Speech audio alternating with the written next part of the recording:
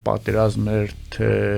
հետախուզություն մարտի միջոցով, եթե չես հակազդում ոնց որ պետք է կամ արժանի հակարված չես ասում, ինքը ինքնիստիկան չի կաղնում։ Պատերազմից չենք կարող խուսափեինք, այս հաղթանակած բանակի էֆորիան, ասենք մեզ շատ խանգարում էր միշտ, ոչ թե ասենք թիկունքում հացներ պակաս, ջուրներ պակաս, այլ առաջնագից հասնելը դա խնդիր էր արդեն։ Մեզ հաջողվում է կարճ ժամանակում նախապատրաստել բոլոր իմ ստորաբաժանումների միջոցով կենտրոնացված կրակ, այն վարչությունը, որը ասենք կառավարում էի, այնքան հեշտ էր իմ համար իրանց հետ գործ անելը, թեկուզ մասնագիտական գնահատական տալուց էլ ինքնակնդատողությունը շատ քիչ էր տեղ։ Առաջնագծում արդեն պատերազմ գնում մենք հələ նոր ինչ որ հավաքակետերում կամ տարբեր տեղերում հազարներով մարդկանց հավաքում ենք էլի 16 թվականին, որ ճիշտ գնահատական տանք, մենք նման սխալ քայլ չենք անում։ Ամեն դեպքում հələ որ 16 թվականին այն հաղթողի կերպարը մեզանից դուրս եկած չի եղել էլի։ Քարով կտանք կսպանենք էլի ով գա նման բաներ քեզ չեն ներում երբեք։ Այդ զենքերը բոլորը իրոք կդառնան ուղակի արկածի կտոր, եթե մենք մեր ազգին եւ ժողովրդին չմոտիվացնենք։ Ես տեսնում եմ, որ բոլորը պատրաստում են պատերազմի եւ ինչքան մենք կարանք տանք, որ ասենք պատերազմը չլինի, հագարի մոստով որ պիտի անցնեի, այնքան եմ անպաշտպանված եղել։ Ողջույն, այսօր լրանում է 2016-ի ապրիլյան գործողությունների 10-րդ տարին։ Ապրիլյան գործողությունների մասին այսօր ես զրուցելու եմ այդ գործողությունների մասնակից Պահեստազորի գնդապետ Գրիգորի Սահակյանի հետ։ Բարև ձեզ, պարոն Սահակյան։ Բարև ձեզ։ 10 տարի անց, եթե փորձենք սահմանում տանք, ինչ գործողություններ 2016 թվականի ապրիլը։ Ուրեմն ինքը հերթական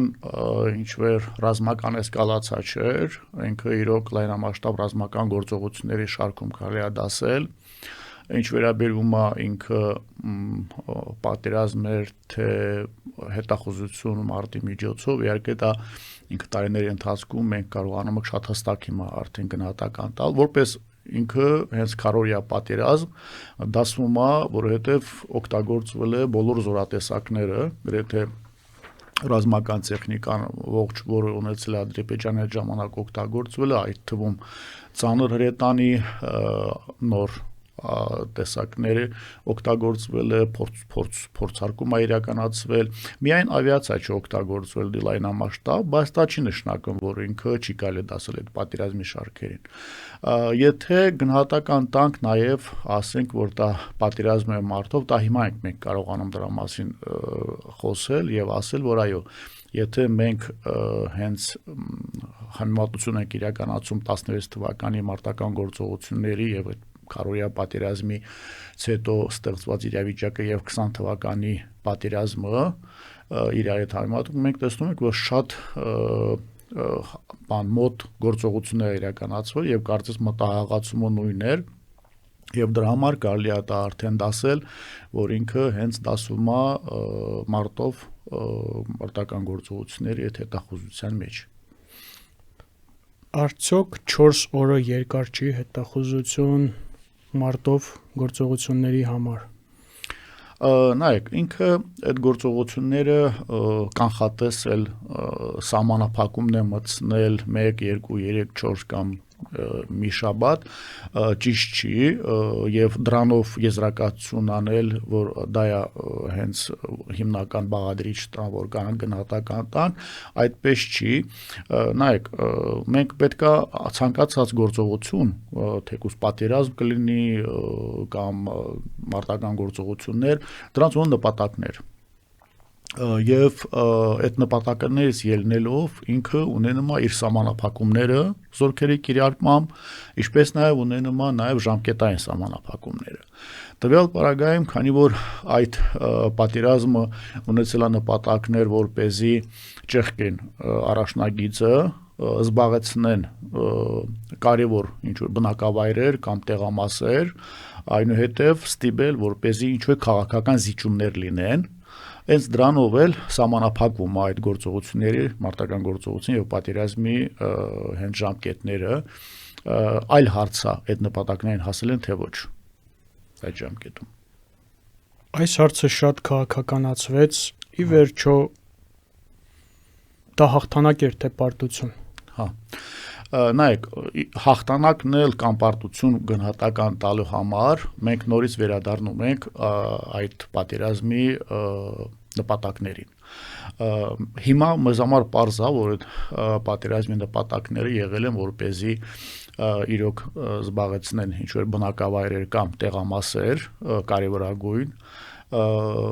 եւ վերջնարդյունքում ստիպել որպեսզի հետագայում արդեն ինչ-որ քաղաքական զիջումներ գնան։ Կարծես Ադրբեջանի համար այդ ժամանակ նպատակներից մեկը եղել բլիցկրիգ իրականացնել կարճաժամկետ գործողություններով զբաղեցնելով բնակավայրեր կամ տեղամասեր այդ քաղաքական զիջումների գնալ։ Եթե այդ բանում սահմանափակ այդ գործողությունների բնատական տակ իհարկե դա մեզ համար կարելի է նաև հաղթանակ համարած ռազմական տեսակետից, որովհետև նպատակները չիրականացան իրենց։ Իսկ եթե պիտի նաև գնահատական տանք, որ այդ նպատակներին հասնելու համար կամ այդ ժամկետներում ինչ է կիրառվել, ինչ գործողություններ են իրականացել եւ իրանց ինչ հաջողվել է, այդ քաղաքական գնահատականի համար մասում արդեն իհարկե դիրքային զիջումներ ա եղել, մենք գիտենք, որ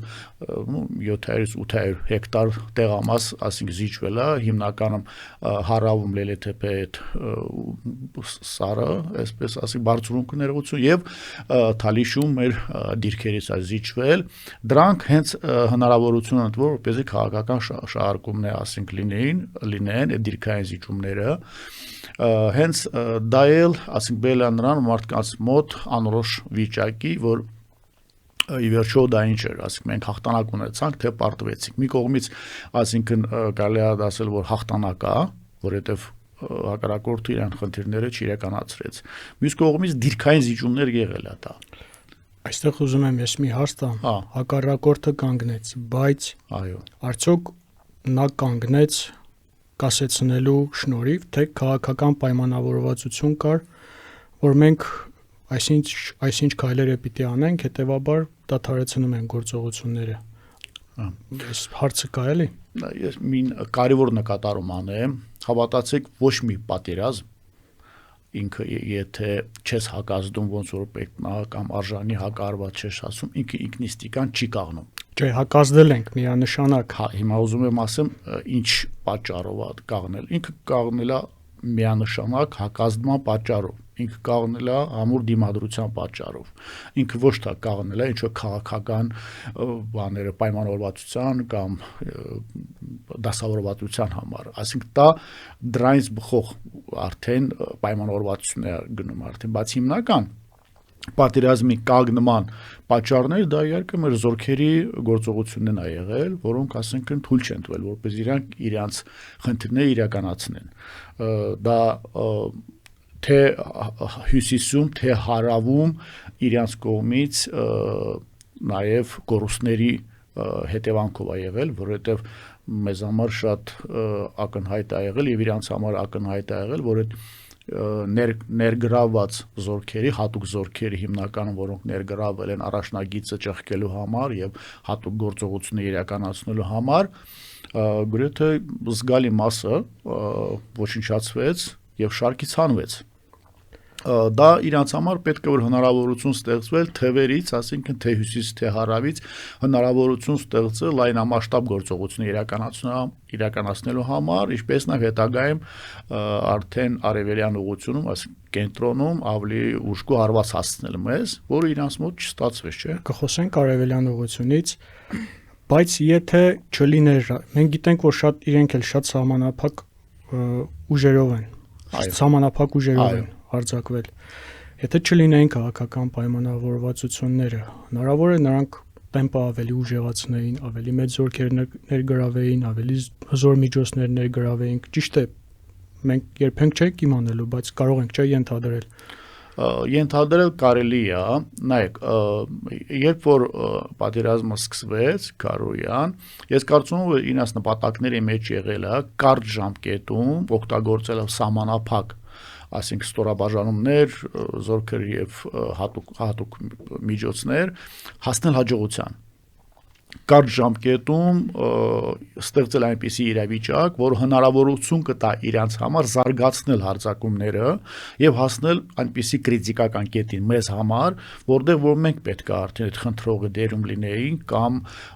զիջումներ խնդրենք, այստեղ արդեն քաղաքական ինչ-որ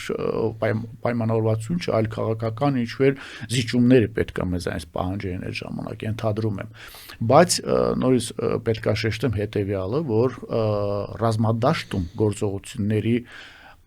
անհաջողությունները եւ կորուստները, որոնք ունեցել են իրենք, հնարավորություն չտվեց, որպես զարգացնեն այսպես կոչված գործողությունները եւ այս բլիցկրիգի այս նպատակներին հասնելու համար, հենց տեղա դասվում այդ անվանումը դա հաղթանակ էր, դա թե պարտություն, ասինքն Թե հիմա մենք տիրապետում ենք դրանց մտահղացմանը եւ պատկերացնում ենք, որ դա է, եթե մենք հիմա ասում ենք, որ դա է եղել իրենց նպատակը, իրանք այդ նպատակին այդ ժամանակ չեն հասել։ Եվ հենց դա է մեզ թույլ տալիս ասել նրա մասին, որ հենց գործողությունների մեզ համար որոշակի հաջողությունները թույլ են տվել, որպեսզի ինքը շարունակություն չունենա։ Կարող ենք նաև ամփոփել, որ երկու գործոններ եղել է՝ մի կողմից մեր կաշկանդիչ գործողությունները ռազմի դաշտում եւ քաղաքական քննարկումները, քաղաքական ասպեկտը այս հարցի։ Իհարկե, հա, ամփոփելով կարանք ասենք դրա մասին, երկու կողմից էլ հենց որ խոսեցինք հետախուզություն մարտով, իրանց հաջողվել է այն ինչ որ ուզում են հետախուզել, լրահետախուզել, գնահատական տալ իրանց զորքերի պատրաստվածության, առաջին հերթին գնահատական տալ մեր պատրաստվածության, մեր թույլ կողմերը իմանան, ուժեղ կողմերը իմանան, հետագայում երկրորդ հերթին գնահատական տալ իրանց զորքերի պատրաստվածության, այդ գործողությունների իրականացում տարբեր զորատեսակների համատեղ գործողություններին, իրանք այդքանը իրականացնել են եւ իրանց մոտ որոշ բաներ ստացվել է այդ հարցում։ Հարավում կորցրել են Քլելեթեփե բարձունքը, որը մեծ ռազմավարական նշանակություն ունի այդ տարածքում, հյուսիս-արևելքում Թալիշի կողմում են դիրքեր կորցրել, ակնհայտ է հարավում օգտագործել են եւ հենց ճեղքումը այդ հատվածում է իրականացվել, որտեղից էլ հասել է մինչեւ Շուշի, իսկ հյուսիս-արևելքում կորսված դիրքերը որքան շոշափելի էր իրենց հաջողությունը զարգացնելու 20 թվականին արդեն։ Նայեք, թե հյուսիսում, թե հարավում բոլոր դիրքերներ կարևոր նշանակություն ունեն պաշտպանության համար։ Ես պետք է մի բան հիշեցնեմ, ասեմ, որ ընդհանրապես պաշտպանությունում քո հատվածում կան այնպիսի դիրքեր, տեղամասեր, որոնցից կախված է ընդհանուր քո պաշտպանությունը, այսինքն քո պաշտպանության կայունությունը ավելի ճիշտ։ Եվ կարող է մենք այլ դիրքեր զիջեինք, նրանք այդքան մեծ դերակատարություն չէին ունենային, բայց Լելեթեփեն հարավում եւ հյուսիսում Թալիշի մեր դիրքեր բավականին ստրատեգիական դիրքեր են եղել եւ իրանք հենց ագարակորթի համար հետագայում եղել են լրահետախուզություն իրականացնելու առաջնային ստորաբաժանումներին ավելի այս մոտիկ տեղամասերից մարտի մեջ մտցնելու համար ավելի բարելավել է իրանց դիրքերը, այսպես ասենք։ Եվ թե մնացած ազդեցությունը 16 թվականից մինչև 20 թվականի այդ պատերազմը ինչքան ունեցել ենք, մենք դիտարկել ենք այդքանը 20 թվական եւ կարանք ասենք, որ այո, դրանք դերակատարություն ունեցել են։ Եթե փորձենք 2016-ից անմիջապես հետո գնահատականներ տայինք, այն ինչպես անում ենք մենք հրապարակային դաշտում, ոչ թե ընդդիմություն իշխանություն տեսանկյունից պարտություն էր 800 հեկտար են կորցրել, թե հաղթանակ է, ինչ կփոխեր, թե ոչինչ չէր փոխեր, ի վերջո 2020-ից անընդհատ խոսում ենք, նյութեր ենք պատրաստում, փորձագետների հետ ենք խոսում, սպաների հետ, թե այնուամենայնիվ այդ գնահատականը տրված ճիշտ ժամանակին կարող էր ազդել 2020-ի արդյունքների վրա։ Նայեք, պետք է հետևյալը ասեմ, 16 թվականից քարորիա պատերազմից հետո փակ ինչ-որ քննարկումներ եղել են, իհարկե մասնագիտացված կամ գերատեսչությունում ռազմական եղել են քննարկումներ, եղել են վերլուծություններ, մասնագիտական գնահատականներ, բայց ցավոք սրտի այդ գնահատականները չի հասել լայն քննարկման եւ փորձագիտական գնահատական, որոնք մենք պատկերացնում ենք, չի տվել ժամանակին եւ ըստ այդմ ամենայն հավանականությամբ դրանք պատշաճ մակարդակով նաև չի ել գնահատվել։ Օրինակ, եթե 16 թվականին դա լայն հանրությանը, այսպես ասենք, ներկայացնվեր, ապա մենք ամեն դեպքում երևի թե եւ գնահատականները, եթե ճիշտ անենք թեկուզ մասնագիտական, ավելի ժամանակ ենք պատրաստվենք ԱԹՍ-ների դեմ պայքարին, ավելի ցանցակենտրոն պատերազմի մոդելին ավելի կպատրաստվեինք եւ կարողանայինք բոլոր ուժերը եւ միջոցները կառավարումը ավելի հստակ եւ այնպես ասենք անընդհատ իրականացնել պատերազմի ամբողջ ընթացքում, այլ եւ դա իհարկե պատերազմից չենք կարող խուսափեինք, բայց հստակ կարամ ասեմ, որ մենք կարող էինք պատերազմի արդյունքները 20 թվականի էջևի չլինեին, ոնց որ մենք ունեցանք, եթե այդ գնահատականները մենք ավելի լավ տայինք։ Սպաները, օրինակ, որ խոսում ես, կան սպաներ, որ ասում են, բայց գիտենք ինչ է ԱԹՍ-ն, արդեն ծանոթ էինք, բայց կարծես ԱԹՍ է, էլի ոչ մի լուրջ միջոցներ չենք ձեռնարկել, ճիշտ է, տոռեր ստացանք 2020 թվականին հենց, որոնք իրենք արդարացրեցին իրենց։ Բայց քիչ էին, դա ես մայոր Բայստազորի մայոր Եգանյանի հետ զրույցից գիտեմ։ Ինչ դասեր քաղեցինք մենք ու չքաղեցինք 2016-ից հետո։ Ես նշեցի, որ 16 թվականի պատերազմից հետո մենք ոչ ամբողջական գնահատական տվեցինք պատերազմի արդյունքներին եւ ցավոք սրտի ժամանակվա մեր ղեկավարությունը տրամադրված չէր ամբողջական բոլոր բացթողումները եւ թերությունները իհայտ բերելով ներկայացնել զուտ ամենայն հավանականությամբ բանակի բանը կերպարը ավելի բարձր պայելու համար այդ մեկը դա էր, երկրորդն էլ մեր այս հաղթանակած բանակի էֆորիան, ասենք շատ խանգարում էր միշտ եւ որոշումները կայացման ընթացքում գնահատական եւ ինքնակնդատության համար։ Մենք այդպես էլ այսպես կերպարից դուրս չեկանք հաղթող բանակի եւ հաղթանակ ունեցածի եւ չքննադատեցինք մեզ։ Մենք պետք է ասենք, որ մենք բավականին լուրջ թերություններ ենք ունեցել, թե հետախուզության, վաղ հայտնաբերման հարցերում, թե կապի համակարգում, թե մոբիլիզացիայի իրականացման հարցերում, դրանք բոլորն շատ կարևոր գործողություններ են ապահովման, որը պետք է ունենայինք, որպեսզի մենք կարողանայինք հենց դիմադրողականության աստիճանը մեր բարձրացնեինք մինչև 20 թվականը։ Որոշակի աշխատանք է կատարվել, օրինակ 16 թվականից 20 թվական ինժեներական կառույցների սարքավորման,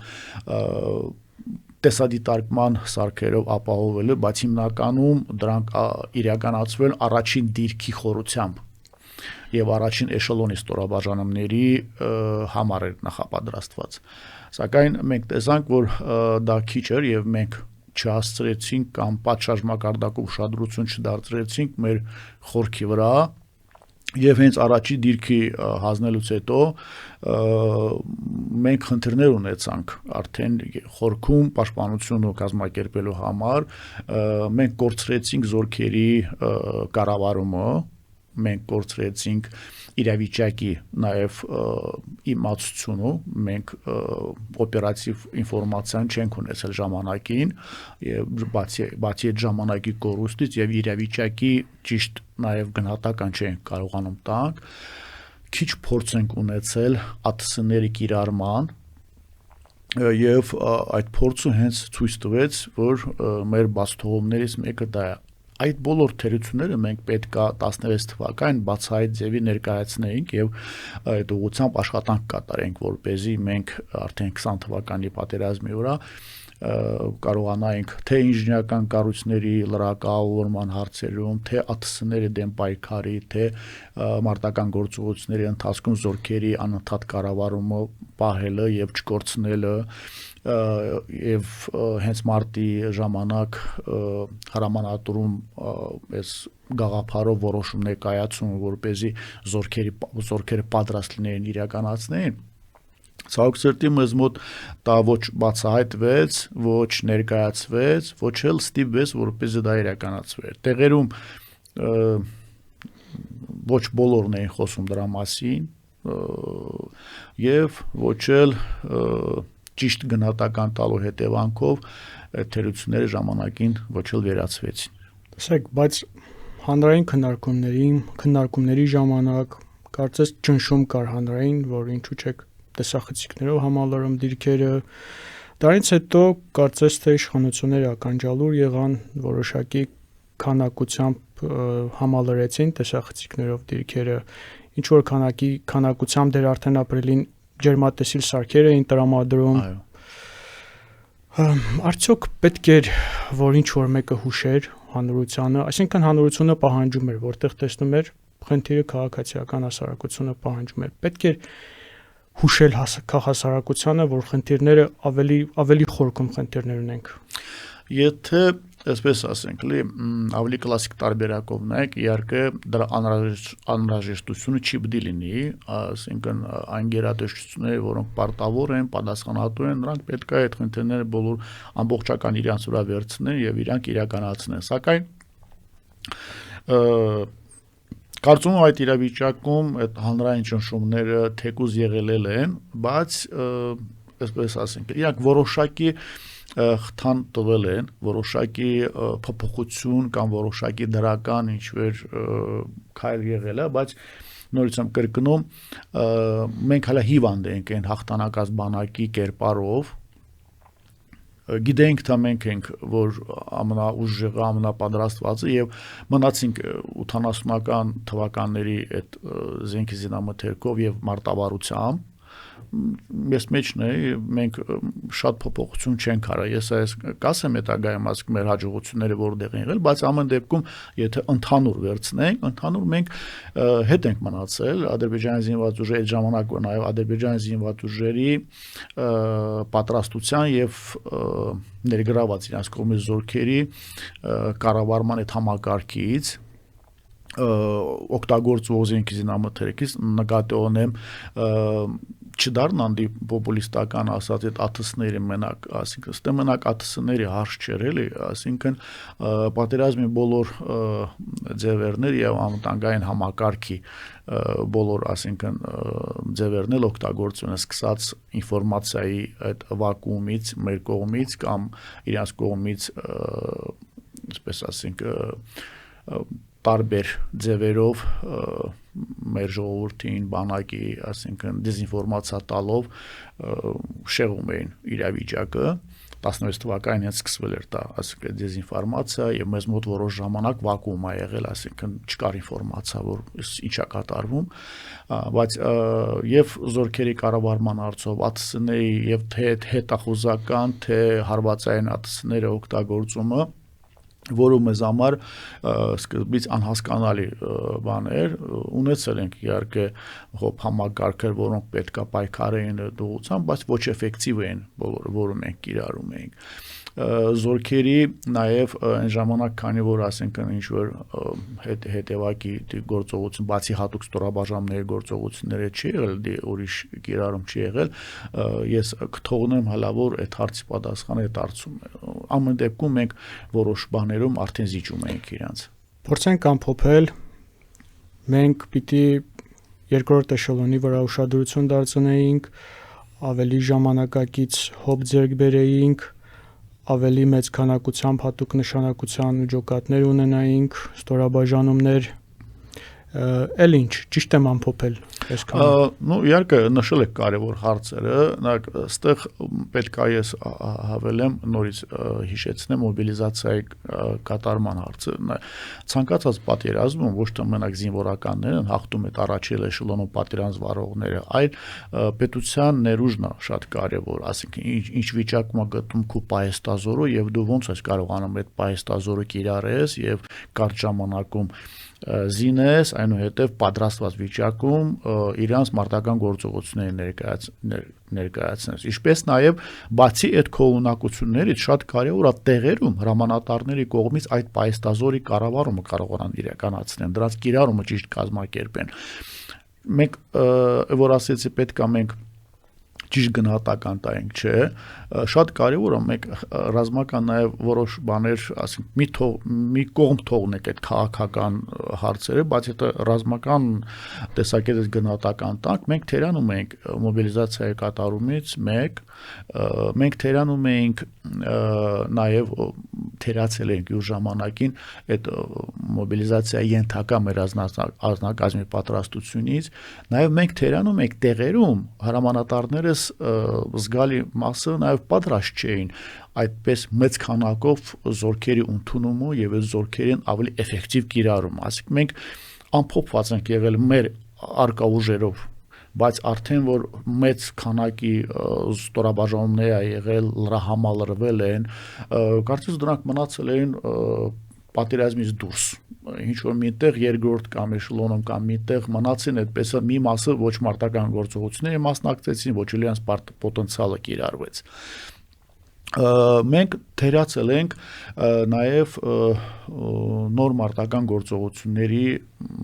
ասինքն ձևերը օգտագործելուց, այդ ժամանակ արդեն իսկ դիտարկում էր հատուկ գործողությունների եւ հատուկ ստորաբաժանումների կիրառումից եւ մենք պետք է դիտարկենք նա, որ հետագայում 21-րդ դարում պատերազմները մոտավոր մեր դեմ է ձև ալնել, ոչ թե մնալ ասքին այդ համակարգի մեջ եւ այդ ինչ որ Մասակյան, մի քիչ փակագծերը բացակելի մեր լսողները հասկանան, հին համակարգ ասելով ինչ նկատի ունեք։ Նայեք, հին համակարգը ասած առաջին հերթին պաշտպանությունը կազմակերպելու համար, եթե խոսում ենք, պետք է հետախուզության վաղ հայտնաբերման համակարգեր ունենայինք,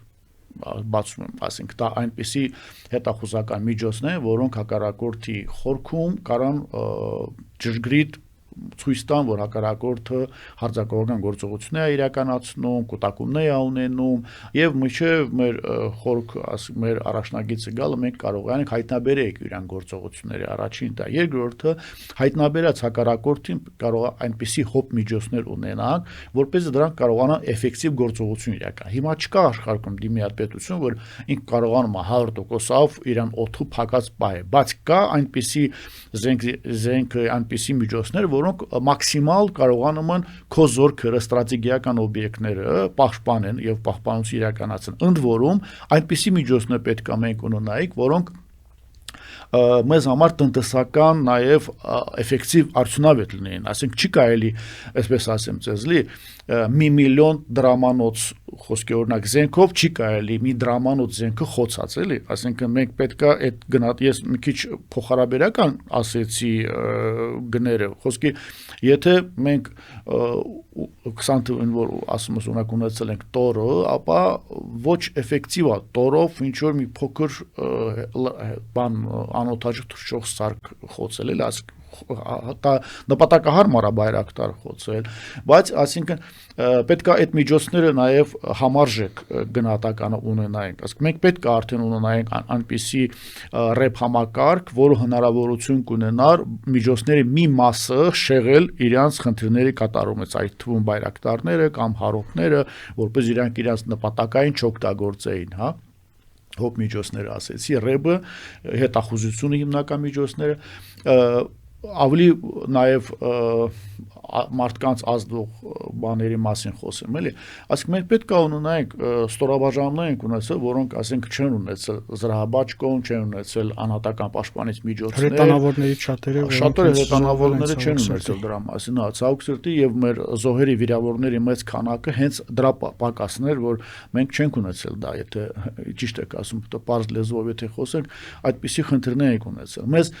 որոշակի խնդիր ենք ունեցալ, ոչ թե ասենք թիկունքում հացներ պակաս, ջուրներ պակաս, այլ առաջնագիծ հասնելը դա խնդիր էր արդեն, բայց մենք այդ հարցերի վրա պատշաճ մակարդակով ուշադրություն չենք դարձրել, ասենք եղել է ստորաբաժանումներ դիրքում, որոնք մարտական գործողություններ են վարում, ասենք պետք է զենք զինամթերքի լրա պաշարը պետք է իրանց բերես հասցնես, բայց դու ժամանակին չես կարողանում հասցնես իրաց մոտ տարբեր պատճառներով, մեկը ասենքն կոմունիկացիա ապահովված չի եւ չկա համապատասխան որոշում իրագործելու ճգնաժամային իրավիճակում իհարկե, երկրորդը շատ մեծ խնդիրներ են ունեցել երբեմն կապի համակարգում, Այսինքն մեր կապը երբեմն այսինքն խախտվում էր զորքերի միջև տարբեր օղակներից եւ երբեմն ավելի վերադասարամանատարությունը առաջնագծից ինֆորմացիան ուշացումը էր ստանում, այսինքն դրանք բոլորը հենց այդ ինֆորմացիայի պակաս ստանելը ամբողջ իրանց ծավալով ազդում էին կառավարման համակարգի վրա, որ այսինքն եթե իհարկե կառավարող օրգանը ինքը միջուկը պետքա որոշումներ կայացնի, խնդիրներ իրականացնի, ինքը ինֆորմացիան ուշացումներով է ստացել, աղավաղված է ստացել, բարձ չի որ ինքը ոչ ճիշտ, ոչ էֆեկտիվ որոշում կարող է կայացնել։ Պարոն Սահակյան, ես հիշեցի Տոնոյանի հարցազրույցից մի դրվագ, բառացի չեմ կարող մեջ բերել, բայց երևի դուք էլ եք լսել։ Մոտավոր միտքը այս էր, որ մեր ինչին է պետք ԱԹՍ-ն, սա նաև չի բացատրում, եթե նախարարը այսպիսի տեսակետ ունի, կարծիք ունի, եթե նայում ենք ռուս-ուկրաինական պատերազմին, ավելորդ է ասել, օրը քանի ԱԹՍ են խոցում, օր լինում կարող 1000-ի չէ հասնել մինչև, սա չի բացատրում նաև մեր պատկերացումները, եթե նախարարի մակարդակով այդպես էինք հասկանում, ուրեմն մի բան այն չէ էլի։ Ցավոք սրտի ճիշտ եք ասում, այդ ժամանակվա մեր ռազմաքաղաքական ղեկավարության հենց մտահղացումը այն չէր, որ մենք պետքա հենց ԱԹՍ-ների դեմ պայքարի, ես նշեցի, որ մեծ խնդիրը հենց դրա մեջ էր նաև, որ մենք պատշաճ մակարդակով ոչ ուշադրություն, ոչ էլ գնահատական տվեցինք։ Հարցը լրագրողը ուղղել էր ԱԹՍ-ների ձեռքբերման մասին։ Հենց դա եմ ուզում պատասխան տամ, այս ռազմաքաղաքական ղեկավարության հենց այդ, եթե պարզ խոսենք, սխալ նաև մտածելակերպը նրան է, որ դա մեծ դերակատարություն չի ունենալու կամ չէր ունենա պատերազմի ժամանակ, ինքը խաբուսիկ էր եւ սխալ էր եւ ինքը բավականին լուրջ դերակատարություն ունեցավ, քանի որ 16 թվականին ինքը փորձարկման շրջանում էր, օգտագործվում էր եւ հետախուզություն վարելու համար մեր դեմ եւ հենց կրակակետերը մեր կամ կարևոր օբյեկտները մեր խոցելու համար ինքը մեզ վրա ազդեց ոչ միայն օբյեկտների խոցման որպես միջոց, այլ ինքը մեզ վրա նաև բարոյական ազդեցություն տվավ, էլի, ասենք մենք հանդիպել ենք մարտի դաշտում այնպիսի մի հատ զենքի հետ, որի հետ պայքարի քիչ ունակություն ունեք եւ քիչ հնարավորություն ունեք եւ դու քեզ անպաշտպանված ես զգում, եւ հենց այդ մթնոլորտը բերում է քո անվստահությանը, քո ուժերի նկատմամբ, քո միջոցների նկատմամբ, որովհետեւ դու զգում ես, որ այսօր պատրաստ ես դու իրան դեմ պայքարի, եթե դեմը տեսնում ես ու դեմի հակառակորդի դու կարող ես դրական քո օգտին ինչ-որ պատերազմի կամ այդ մարտի վերջի բերես, ապա հակառակորդը գնահատելով վիճակը ինքը ավելի է այսպես ժամանակակից մեթոդներ օգտագործելով քեզ ոչ թե գալիս է տեղում փորձում ճնշել կամ ոչնչացնել, հերո հատվածներից քեզ ինքը ճնշում է իրականացնում ու քեզ շրջանցում է, էլի, այսինքն այդ մեթոդիկան օգտագործելով։ Իսկ հակառակորդը ինչ դասեր քաղեց, պարզ է 2020-ին շատ ավելի մեծ քանակությամբ ԱԹՍ-ներ օգտագործեց, պատերազմից առաջ արդեն բայրակտարներ ձեռք բերեց, էլի կիրառում էր իսրայելական հակատանկային հրթիռներ։ Ինչ դասեր քաղեց հակառակորդը արդեն 2020-ին ձեր կարծիքով։ Շատ կարևոր է, որ մենք խոսեցինք հենց 2016 թվականի դասերից եւ մենք կամ հակառակորդը ինչ քաղեց, հակառակորդը բավականին իր համար հենց տեղ է բացահայտվում եւ գնահատական տալիս են կարողանում ենք ասել, որ դա եղել է նաեւ հետախուզություն մարտով, հակառակորդը ինքը որոշեց եւ իր համար նախորոշեց հետագա պատերազմի մտահղացումը որոշեց, այսինքն որ ինքը պետք է լինի օգտագործելով բոլոր զորատեսակները եւ ավիացիան եւ հրետանին, ծանր հրետանին եւ հետեւակը եւ հատուկ ստորաբաժանումները եւ իհարկե անօդաչու թռչող սարքերը գնահատական տվավ նրան, որ մենք ոչ լիարժեք ենք պատրաստված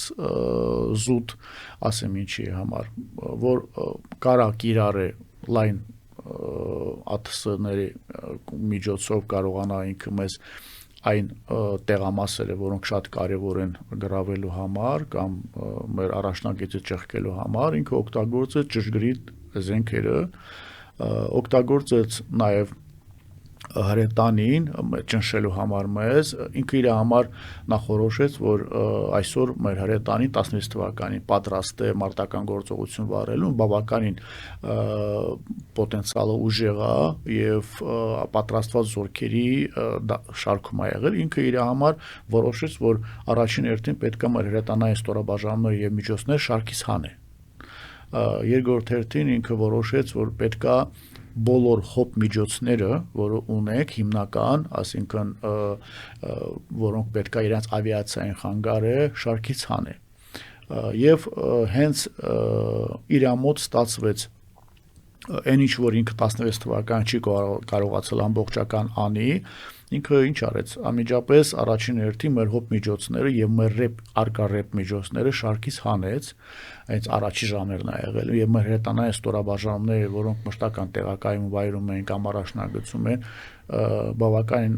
ուժեղ հարված են ստացել եւ բավականին մեծ քանակությամբ հրետանի մենք եւ հոբ միջոցների կորցրեցինք պատերազմի 48 ժամվա ընթացքում հենց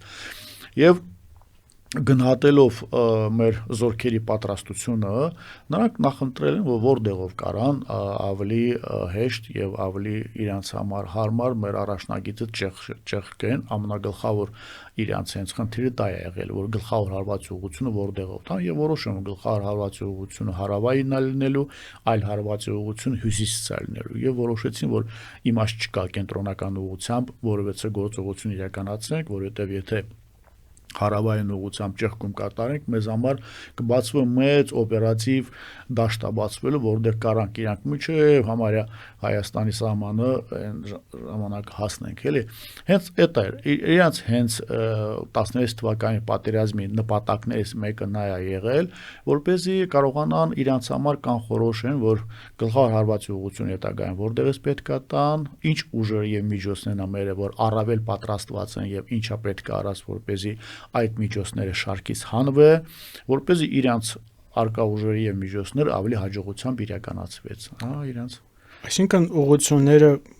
հնարավոր ավելի շատ էին, 20-ին չէ ավելի շատ էին, բայց հիմնականում հյուսիս-հարավ այս երկու ուղղությունը կրկնվեց, չէ՞, կարող ենք այդպես ասել։ Ուղղությունները ավելի շատ չեն լինում, ուղղությունները Նկատի ունեմ նաեւ հյուսիս-արևելքից հարված կար, հյուսիս-արևմուտքից հարված կար, հարավ-արևելքից հարված կան նույնպես, դեռ մեծ քանակությամբ զորատեխնիկա են խոցել։ Հասկացա, նայեք, հիմնականում եթե խոսենք նրա մասին, որ ինչ խմբավորումներ է, ասենք, ստեղծված եղել այն ժամանակ մեր պաշտպանական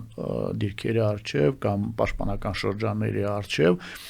մենք կարանք ասենք, որ 16 թվականին իրանք կարելի ասած մինի պատերազմ խաղացին մեզ հետ փոքր եւ հենց իրանք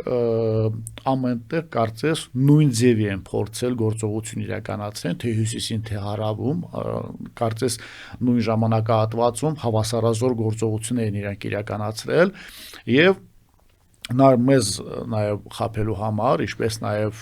մենք չիմանանք տեսնանք կոնկրետ գլխավոր հարվածի ուղղությունը հյուսիսն է, թե հարավն է, թե ինչ սպասենք հյուսիս-արևելքից կլինի կամ կենտրոնական ուղղությունով ինչ կլինի, այո, այդ ուղղությունները, որոնք հետագայում հյուսիսում որտեղ են ունեցել, ասենք դրանք արդեն շեղող գործողություններ են եղել, ինչ-որ միտեղ ռեյդային գործողություններ են եղել, փորձ է կատարվել դեսանտ իջեցնելու համար բան չի ստացվել, այնպես չէ իրանց մոտ ամեն ինչ ստացվել է, բան հյուսիսում շատ բան իրանց մոտ չի ստացվել, դա շատ կորուստներ են կրել, շատ կորուստներ են կրել, ասենք դուք դրա մասին նաև նյութ եք արել, մեր հյուսիսային հատվածում զորամասերը բավականին եւ տեղանքն են լավ օգտագործել եւ կարողացել են հենց իրանց հնարավորությունները ավելի իօգուտ մեզ օգտագործել, դրա համար իրանց մոտ կարծես ոչ մի բան տեղ չի ստացվել, ասենք եւ իրանք իմանալով արդեն դրա մասին հիմնական ճեղքումը իրականացրել են հարավային կողմից էլ ուղղությունից։ Պարոն Սահակյան, դասերից ադրբեջանական նաև ես ասեմ դուք կլարացնեք մեր ընդհանուր ընկերոջ հոդվածից եմ հիշում Էդուարդ Առաքելյանի ինքը իրենց աղբյուրներից ուսումնասիրեց եւ հասկացավ որ ադրբեջանցիները հատուկ նշանակության ջոկատներն են ավելացել, բայց նաև մարտի մեջ են մտել իրենց ԱԱՑ հատուկ նշանակության ջոկատները, ոստիկանության, սահմանապահների, իսկ մեղմ ասած մեր ոստիկանությունը ԱԱՑ-ն պատրաստ չէ նման գործողությունների, չենք պատրաստել երբեք։ Նայեք, ես դա շատ կարևոր է, մենք խոսեցինք օրինակ մեր մոբիլիզացիոն ռեսուրսների եւ ընդհանրապես զինված ուժերի պատրաստության մասին։ Նայեք, կանոնավոր բանակը ինքը ամենաառաջի տեղում է միշտ լինում, որովհետեւ իրան պատրաստվածությունը, համալրվածությունը, զենքերի տիրապետումը եւ ընդհանրապես կառավարումը ավելի բարձր մակարդակի է, քան օրինակ մյուս ստորաբաժանումները։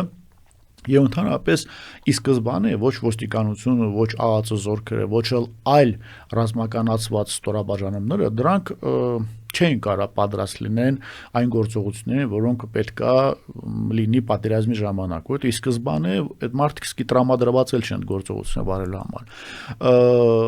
Կարևոր բան նշեմ, որ այնպես չի, որ իրանց որտեղ որ ոստիկանությունը կամ ԱԱՑ զորքերը կիրառվել են կամ գործողությունների մասնակցել են, ինչ հաջողություններ են ունեցել կամ իրանք ուղղակի այսպես ասենք ֆոնի տակ են եղել եւ ֆոն են ապահովել, իրանք այն դերակատարությունը չունեցել, որը մեզ մոտ խապույս ասենք կա դրա մասին։ Ես չեմ ասում նրանք չի պետք է կիրառվի, ասինքն ու այնպես չի, որ իրանց մոտ ամեն ինչ լավ է եղել ու իրանք եւ ոստիկանություն դա իրանց վերջի նաեւ հնարավորությունն է եղել, որպեսզի հաջողությունները զարգացնեն, հասկանում եք, այսինքն դա բան է էլի, այսպես ասենք, լավ ծայրահեղ միջոց է։ Ծայրահեղ միջոցներից մեկն է։ Այդքան վատ են իրենց գործերը։ Միանշանակ, այո, մենք էդ էլ պետք է ասենք, որ լավ չի եղել գործը իրանք։ Մենք եթե մեր դիմադրողականության աստիճանը մի քիչ ավելի բարձր լիներ եւ մենք ունենայինք հնարավորություն եւս երկարաձգեինք, ասինքն դիրքային այդ պատերազմը եւ մի քիչ ավելի շատ կորուստներ տայինք իրանց, դեր հələ հարց է ինչով կավարտվեր այդ պատերազմը։ Նաեւ պետք է նշենք, որ աշխարհազոր եղել է իհարկե, բայց ինքը շատ սուբյեկտային է մեր վերաբերյալ մասու աշխարհազորել։ Նայեք, օրինակ ես տիրապետում եմ աշխարհազորի հրամանատարին, խոսքին կարող նշեմ Արամին Ավակյան, իր հետ այնքան հեշտ էր աշխատել այդ 20 թվական, ուղղակի մեջբերում եմ անում էլի, որովհետև ինքն էլ է տրամադրված եղել, մոտիվացված է եղել, իրան ենթակա զորքն էլ է եղել եւ իրանք գաղափարապես պատրաստ են եղել խնդիրների կատարման համար, դա շատ կարեւոր է, էլի, բայց եթե զորքը մոտիվացված չի, պատրաստ չի, հրամանատարը չունի այդ գաղափարը, այդ հնարավորությունները, ապա պարզ է, որ զորքը չի կարա դրանից բարձր ունակություն կամ հնարավորություն ունենալ, էլի։ Մենք ուղղակի 16 թվականի մասին ենք խոսում, ինքը բերեց 20 թվականի այդ մեր թերությունը, դրա մենք խոսում ենք կոնկրետ մեր ոստիկանությունը կամ ԱԱՑ-ը մասնակցել են, բոլորն էլ մասնակցել են, եւ բայց կարանք ասենք, որ այն տեղամասում, որտեղ իրանք եղել են, ինչ խնդիրներ իրականացին, իրանք փորձել են իհարկե խնդիրները հաջողությամբ իրականացնել, բայց ոչ բոլոր դեպքերում դա ստացվել էլի, իրանք եղել են։ Դուք սրա մասին շատ քիչ եք խոսել, ընդհանրապես սրա մասին շատ քիչ է խոսվել։ 2016-ին ինչ է կատարվել արևելյան կենտրոնական Ասկերանի ուղղությամբ, բայց սկսենք նրանից, թե դուք ինչ եք անում պատերազմի առաջին օրը եւ ինչպես իմացաք պատերազմի լուրը 2016-ին։ Հիշեցնեմ մեր ունկնդիրներին, որ Պարոն Սահակյանը հրետանային բրիգադի հրամանատար է 2016-ին։ Նայեք, դա չգիտեմ, դա իմ կյանքի երևի որպես հրամանատար, քանի որ ամենակարևորագույն եւ ամենահետաքրքիր ժամանակահատվածից մեկն է եղել, որովհետեւ ինձ բախտ է վիճակվել այդ ժամանակ ղեկավարել հրետանային բրիգադան եւ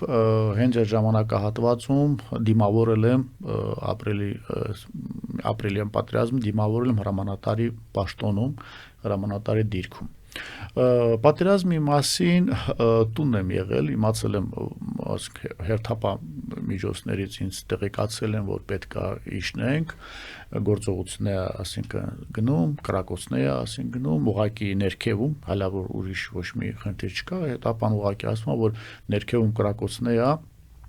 ես մի անգամից հավաքվեցի եւ իջա Զորամաս, մինչեւ Զորամաս իջները իհարկե շտաբ իջա ճշտեմ տեսնամ ինչա կատարվում, բայց դա մի քիչ բան վիճակը,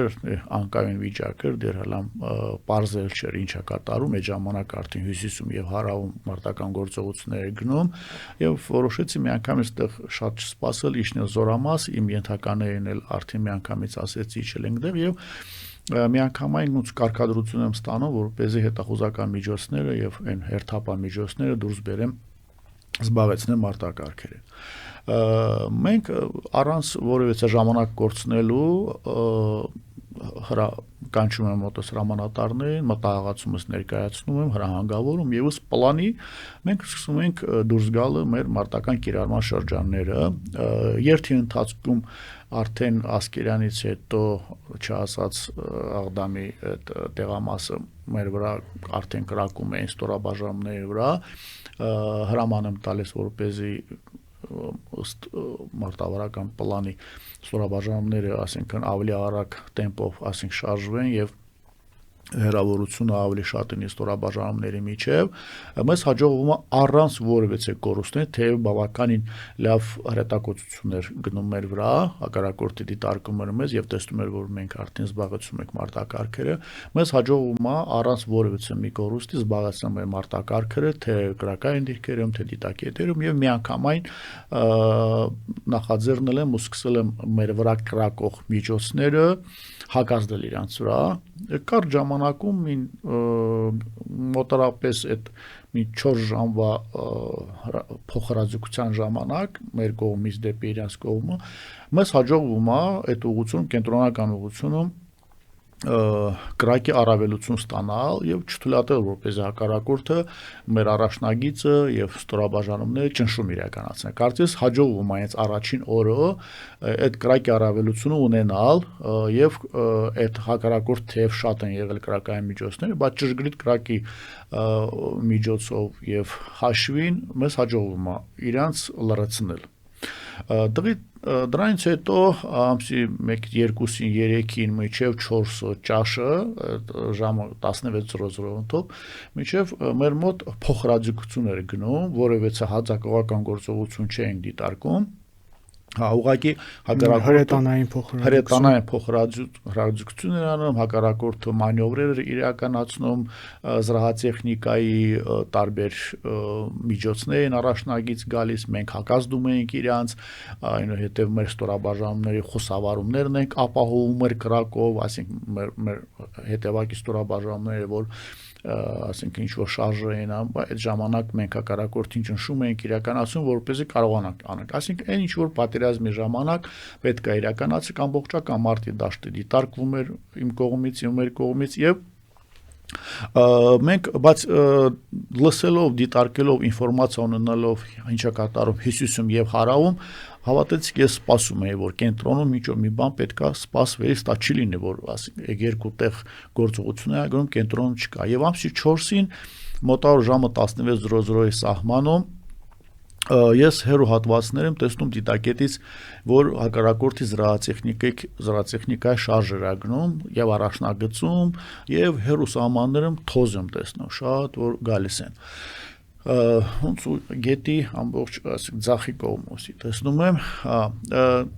դիրքս մի քիչ ավելի քաշ էր, ճիշտ ասած առաջնագծի մոտ եմ եղել այդ ժամանակ, հրամանատարական դիտակետս դեղ ա եղել, ամբողջական դաշտը չեմ կարողացել դիտարկեմ։ Ու որոշում եմ, մեզ այդ ժամանակ լավ հրետակոծում էին, շատ լավ ինտենսիվ հրետակոծում էին, կարծես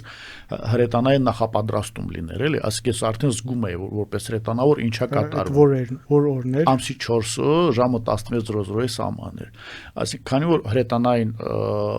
նախապատրաստումը արդեն սկսվել հակառակորդի կողմից, ես արդեն պատկերացնում եմ, որ այսպեսի ինտենսիվ կրակը ասմանրա մասին, որ ներքևում խորքում ինչ-որ գործողություն է սկսվել, այսինքն հակառակորդը կամ երթ է անում, կամ արդեն հարձակման է նախապատրաստվել, մի բան կատարում, ասենք իրանք դրանով մեզ վրա ճնշում, որպես մենք չկարողանանք հակազդենք իրանց։ Ու իրոք ես առաջնագծից լավ չէի դիտարկում, ուղղակի դիտարկում առաջնագծում, մի քանի զրահատեխնիկա աճ ձախ գնում են, դա հեշտ ստացվեց մեզ մոտ զրահատեխնիկայի վրա կրակ բացել եւ զրահատեխնիկայից մեկը թե երկուսը չեմ հիշում շարքից դուրս են եկել, ու մեկը հաստատ է նա զապիսներում կա, իսկ մյուսներն էլ ուղղակի մենք հակազդել ենք, բայց ես զգում եմ, որ քիչ է այս ինչ որ ես տեսնում եմ, առաջնագիծը տեսնալը ինձ խնդիրի հաջողության չի բերելու, պետք է մի քիչ ավելի բարձր տեղ լինեմ, ժամանակ ես չեմ ունեցել դի անոթ հաջողություն սարք որ հետախուզություն իրականացնեմ, ես փորձեցի ավելի բարձր տեղ գնամ եւ դեղից դիտարկում իրականացնեմ, եւ հրետակոծությունը այնքան ուժեղ էր, որ մեքենա կապանիրի մեջ էր, փոսի մեջ էր եւ միջև մեքենան հասնել է մոտավոր երևի 52 մետր ժամանակ կա։ Վարորդս հետ ասեցի նայեք, ստե հետախուզության պետին թողել եմ որպես ավակ, ասեցի ես պետք է գնամ ավելի բարձր տեղ, հանկարծ չմտածեք, որ ուրիշ տեղ եմ գնում, չգիտեմ, ուրիշ տեղից նայեմ, բան չվախենաք, էլի գալիս, հեսա կգամ կամ դղից կսկսեմ ղեկավարել ցես։ Եվ այդ կրակի ներքո, կրակի տակ փորձում եմ դուրս գալ, բայց դուրս գալն է ձև այլնում, հաշվարկում էի սեկունդամերով ինչքան են որ մեր վրա կրակում, ես գիտեի ինչ մարդկոտ, ինչ դիվիզիոնա մեր վրա կրակում, ու կարծես իմանում էի, լսում էի, քանի բան արկա դղից գալիս ու քանի վայրկյանից մեզ մոտ ալնելու։ Հաշվարկում կատարեց, ասա որ մոտավոր 35-40 վայրկյան ժամանակ կա, էլի որ կարամ երկու բանով վազելով հասնեմ մեքենայից մոտ ու դղից դուրս գա։ Այդպես էլ արեցի։ Երկու վազելով հասել եմ այդ կրակերի միջև, էլի, այսինքն մի հատ զալպ գալիս է, ես վազում եմ, դրանից հետո հաջորդ զալպի ժամանակ ուժը մեքենայի մոտ եմ եղել ու դուրս եմ եկել, մի խոսքով գնացել ավելի մի քիչ ավելի բարձր այսպես ասենք սարի վրա կանգնել, որտեղից կարողանամ ամբողջ դաշտի դիտարկել։ Եվ այդտեղ տեսել եմ, որ հակառակորդը իրոք ճիշտ է մտավախությունս, որ ինքը երկու կողմից էլ բավականին մեծ խոշոր զորքեր ստորաբաժանումներ գալիս են եւ հենց միանգամից ստորաբաժանումների հրամանատարներից մեկը իմ ազգանուն չեմ ուզում տամ, հանրային ենք խոսում,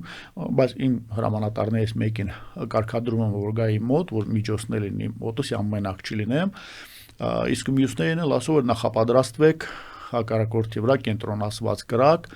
եւ շարասյունների վրա կրակ նախապատրաստել։ Մեզ հաջողվում է կարճ ժամանակում նախապատրաստել բոլոր իմ ստորաբաժանումների միջոցով կենտրոնացված կրակ այդ շարասյունների վրա, որոնք մոտավորապես 7-8 կիլոմետր հեռավորության վրա են արդեն գտնվում, եւ հենց այդ կրակի միջոցով մեզ հաջողվում է այդ շարասյունները կաղնեցնել սկզբից, այնուհետև սկսել արդեն շարասյունները հենց շարասյուններում ոչնչացնել, ճնշել, ինչ միջոցներ եք կիրառել, հազրահատանկային մի բան ա եղել, շարասյուններ ա եղել, օգտագործել եմ մեր բրիգադայում արկա միջոցները հրետանային ասում եւ գիացինտ եւ դեդված եւ գրադ ինչ ունեցել ենք էլի, ասենք այդ համակարգերը բոլորը ըստ կանոնակարգի շարասյունների ճնշման ոչնչացման բանով ըստ կրակի կառավարման այսպես ասենք գրքի էլի կանոնների, այսպես ասենք կանոնների մեզ հաջողվել է սկզբից այդ աջ կողմի երկու շարասյունները ճնշել, բավականին զգալի կորուստներ իրանց բան ունենան ու որը հնարավորություն չի տվել հետագայում իրանց մեր առաջնագիծը ճեղքելու եւ միանգամյա գրող անելու համար, ասենք ստորաբաժանումները արդեն շարքից դուրս եկած են եղել, չեն կարողանում։ Այնուհետև դիտարկել եմ մի քանի ժամից հետո ձախ կողմում էլ ա եղել այդ Մարտակերտի աջ կողմն ա տա, էլի, ասենք դեռ այդ ուղղությունը դյոթյոլ են ասում, այսպես ասենք։ Դղից էլ մի շարասյուն գալիս է, ավելի մեծ շարասյուն է եղել, քանի որ ես իրան չէի հասնում, իմ ստորաբաժանումներից մեկին խնդիր եմ դնում ու մենք կարճ խուսավարում ենք անում, կրակային դիրք փոխում ու դղից սկսում իրանց վրա հակազդելը, արդեն իսկ այդ երկու ստորաբաժանումները, որոնք հարձակում են աչից, խոցված են եղել, մտածում եմ, որ երևի ինֆորմացիան կհասնի իրանց եւ իրանք պետքա կամ կաղնեն կամ իրանք նույն բանի ճակատագրին կարժանանան եւ մի քանի այս կրակահերթ տալուց հետո այդ ձախ կողմյան շարասյան վրա այդ շարասյունն էլ կաղնում է դիտարկում ու այնուհետև հետ գնում ու սկսում է դիրքային գործողություններ վարել։ Մեզ հաջողվում է մեր բրիգադի միջոցով հաջողվում է այդտեղ այդ հենց հյուսիս-արևելյան ուղղության վրա, այս կենտրոնական ուղղության վրա շարժվող իրանց ստորաբաժանումներին կանխարգել շքրակով, չթույլատրել, որպեսզի իրանք կազմակերպված անցնեն հարձակման եւ գրոհեն մեր առաջնակիցը։ Դրանից հետո էլ ընդհանուր առմամբ քարոզիա պատերազմը կանգ առնում եւ հենց իրանց անհաջողությունների ամենամեծ նաեւ բանն էլ տայրել է, որ չստացվեց։ Ունեք հաշվարկ, թե ինչ կորուստներ են կրել։ Ճիշտն ասած, դժվարանում հիմա հաշվարկների մասին խոսել, կան տարբեր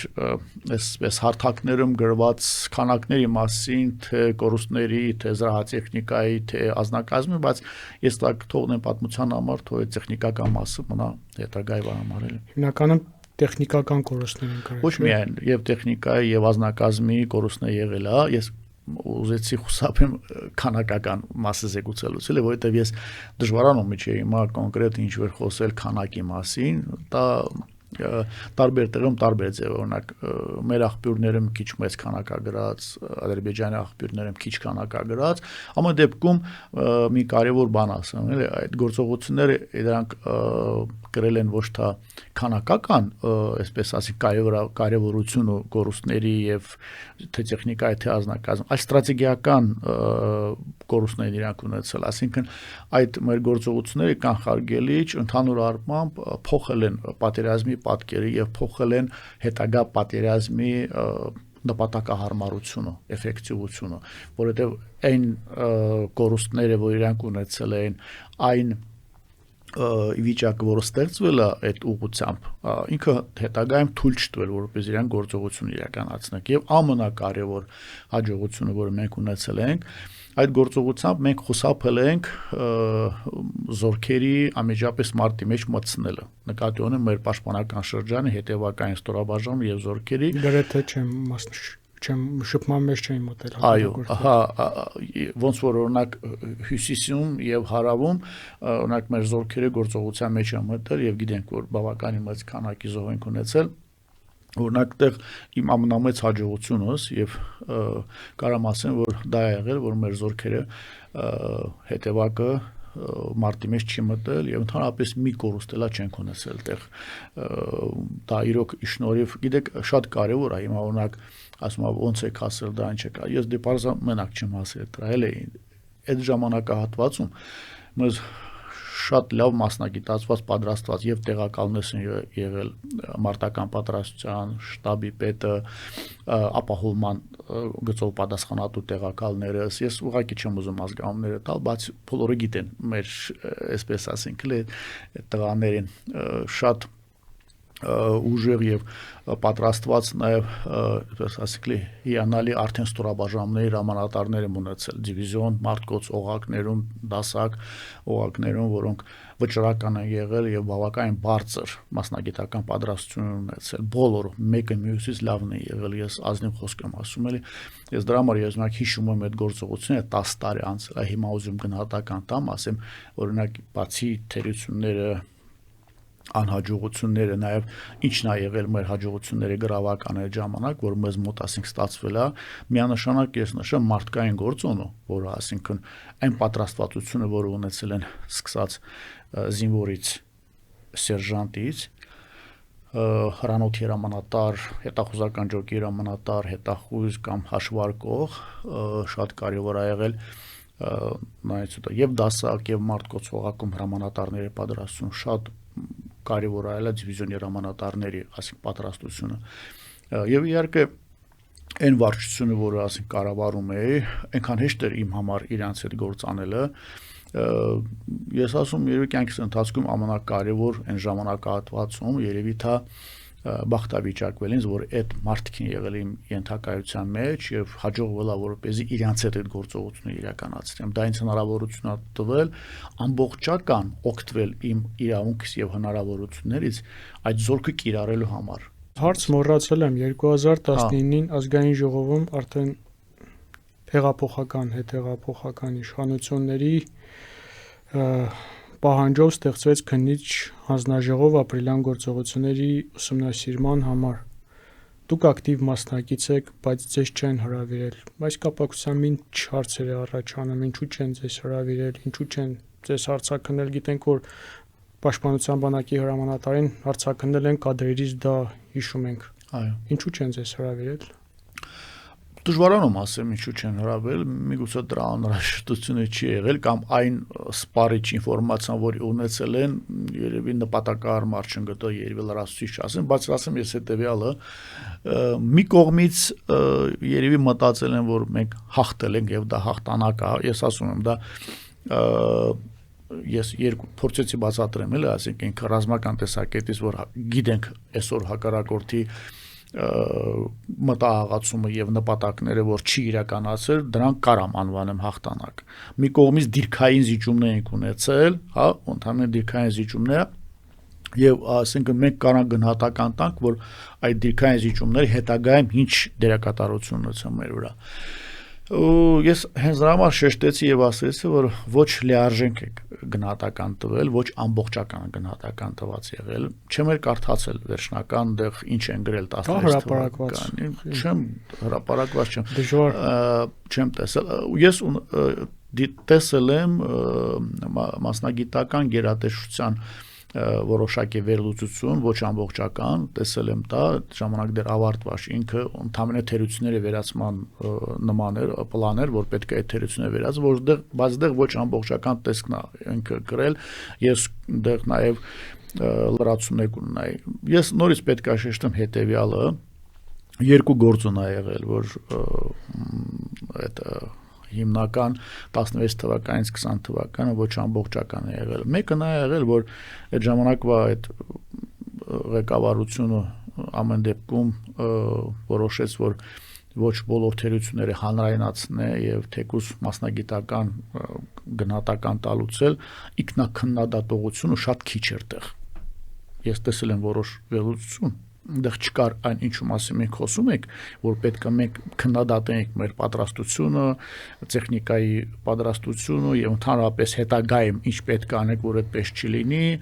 այդ թվում աթեստների դերը եւ այլն, որ ինչ կարող է լինի մոբիլիզացիոն ռեսուրսների, այսինքն նոր, այսպես ասենք, հավաքագրման ինչ-որ նոր համակարգ ունենայք, ոչ թե հին համակարգի վրա, այդ որ ասում փակագծերը բացեք, չգիտեմ, սովետական ժամանակահատվածից քարտերով էինք մարդկանց ծանոթություն իրականացում այն ժամանակ, էլ ինչու մասի խոսենք, էլի, բացի նրա մասին, որ առաջնագծում արդեն պատերազմ գնում մենք հələ նոր ինչ որ հավաքակետերում կամ տարբեր տեղերում հազարներով մարդկանց հավաքում ենք էլի չմտածել եմ որ մի հատ կարող է հարվածի բան եղել է Շուշիում հարված դե այդ 20 թվականին նկատի ունեմ էլի մենք որ վերլուծեինք 16 թվականին որ ճիշտ գնահատական տանք մենք նման սխալ քայլ չենք մենք չենք ասի որ բերենք ինչ որ ժողովել պետք է ասենք այդ մարդկանց դա աբսուրդ էր էլի ասենք նման բաներ իրականացած ասինքն չենք բան արել, նորմալ չենք վերլուծել եւ գնահատական չենք տվել։ Հենց մեր հիմնական պատճառները եւ թերություններն առաջինը այդ ինքնակնդատողություն չենք ունեցել, ճիշտ չենք վերլուծել իրավիճակը, ոչ թե ճիշտ է, սահմանափակ եւ ոչ լիարժեք, ոչ ամբողջական ենք մենք այդ գործողությունը իրականացնել եւ վերջո ամեն դեպքում հələ որ 16 թվականին այն հաղթողի կերպարը մեզանից դուրս եկած չի եղել էլի ասենք մենք այդ մի կողմով լավ է որ ունենաս այդքանը բայց երկրորդ կողմով էլ քեզ իներտ ավելի սարքել մեզ ավելի իներտ է սարքել չի կարելի եղել այդ ժամանակ այդքան ինքնավստահ լինել եւ մտածել դաժե բանով չգիտեմ քարով կտանք կսպանենք էլով նման բաներ քեզ չեն ներում երբեք եթե դու ժամանակակից պատերազմին չես պատրաստվում ոչ մեկը չի քեզ ներելու Մի հատ ճշտող հարց 16 թվականի կենտրոնական ուղղությունից որ հարձակվել են դա մոտավորապես Ասկերանի զորամասի դիրքերի ու Մարտակերտի դիրքերից թե միայն Ասկերանի ոչ ուրեմն այդ հարձակումը եղել անմիջապես կենտրոնը հենց Ասկերանի պաշտպանական շրջանի ուղղությամբ էր ուրեմն ստորաբաժանումների մի մասով Մարտունու 3-րդ պաշտպանական շրջանի մասով էլ ու Ձախթևի, Մարտունու Ձախթևի ու մի մասով էլ Մարտակերտի աչթևի ստորաբաժանումների կողմով ասում կար 3 պաշտպանական շրջանի վրա էլ կարելի ասած հարձակումը եղել է կենտրոնում, բայց հենց Ասկերանի պաշտպանական շրջանի վրա էր Պարոն Սահակյան, մենք տեսել ենք 16-ը, 2020-ը, 2022-ը, 2023-ը Հաշվի առնելով ապրիլյան դասերը, ինչ կարող եք ասել վերջում ամփոփելու համար, մյուս կողմից էլ մեծ խաղաղության է նախապատրաստում, ասում են, եթե մենք ընտրվենք, էլ պատերազմ չի լինելու, բայց չքաղաքականացնենք։ Հա, Այս բոլոր պատերազմները հաշվի առնելով, ամփոփելով, ինչ կավելացնեք։ Այնք դա իրականում խաղաղությունը ոչ մեկին չի նվիրում, ոչ էլ նվիրած է երբեք։ Խաղաղությունը ստիպվում է մեկ դիմացինին ցույց տալով քո պոտենցիալը, ցույց տալով քո հնարավորությունը պաշտպանել քո արժեքները։ Ամենագլխավոր արժեքը դա մարդն է, էլի, ամենագլխավոր արժեքը ռազմական արդյունաբերության զարգացումը, զենք զինամթերքը ձեռք բերելը եւ ունենալը, արդիական զենքը ձեռք բերելը, այդ զենքերը բոլորը իրոք կդառնան ուղղակի արկածի կտոր, եթե մենք մեր ազգին եւ ժողովրդին չմոտիվացնենք այդ արժեքները պահպանելու համար։ Խաղաղությունը պետք է, հավատացիք, բոլորից շատ եմ ես ուզում, բոլոր պատերազմները անցկացած եմ եւ այնպես չէ, ինչ որ մեկը ինձ ասա կոզս էլի պատերազմ, աննորմալ է, որ ուզում նորից պատերազմ լինի, էլի, ասիկ ես բոլորից շատ եմ սիրում խաղաղությունը, միգուցե շատ չեմ սիրում, հավասար եմ սիրում, որ խաղաղություն լինի եւ մենք կարողանանք ստեղծագործենք, ապրենք, ինչ որ խաղաղ կյանքով ապրենք, էլի։ Բայց ես տեսնում եմ, որ ասինքն մենակ իմ ուզելով չէ, էլի, դա որ այս խաղաղությունը լինի։ Ես տեսնում եմ, որ բոլորը պատրաստում են պատերազմի։ Սա աշխարհը միլիտարիզացիա է գնում եւ սա աշխարհը զենքով զինամթերքով կուտակում են, վերցնում են, զորքերի պատրաստություն հասկանում, զորավարժություն են հասկացնում։ Հիմա եթե չգիտեմ, անցնում ենք մեր հակառակորդին, որը ասենք այս կարճ խոսքի այս 6 տարվա ընթացքում 20 թվական,